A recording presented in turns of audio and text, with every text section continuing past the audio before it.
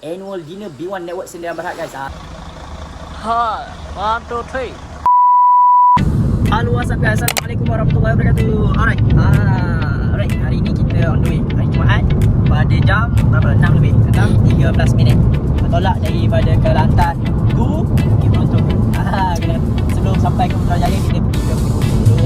Persinggahan situ. And then esok pagi baru kita bertolak daripada Peruntuk ke Putrajaya. Alright, walaupun tunggu dan lihat apa yang terjadi. Gacul untuk yang perjalanan ni. Dalam perjalanan ni dah 3 orang kita tolak. Pada pukul tu tambah seorang lagi. Ikat seorang lagi. Guys. Okay guys. Okay, kita singgah berhenti kejap. Rehat dekat Titi Wangster guys.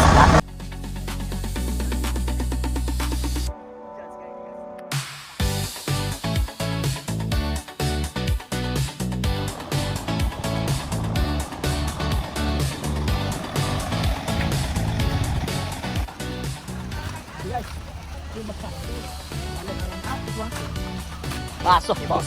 Basah hujan pula kan. Rainy. Oi, duduk di mangsa hujan-hujan kecil. Hai, sejuk. Alright guys. Layanlah kita guys. Let's go.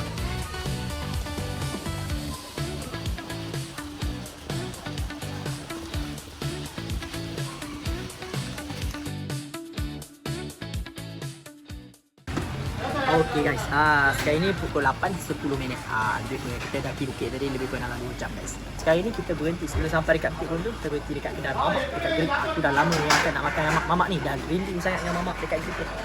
So kita letak dekat mamak. And then lepas ni kita sambung balik gerak ke Bukit Rondo lah. Bukit Rondo. Kita sambung balik guys. Kita makan layan dulu guys. Apa dah?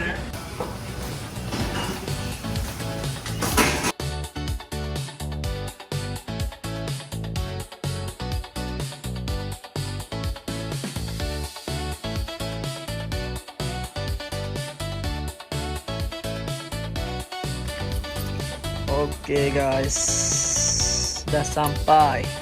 Ya. Okay guys, dah sampai kita ke Bukit Rondo. Okay. Alright, malam ni pukul berapa kita sampai? Pukul 12, tepat pukul 12 lah. Lebih kurang dalam 5 jam, 6 jam. Perjalanan daripada Jeli Kelantan ke Bukit Beruntung Selangor. Alright.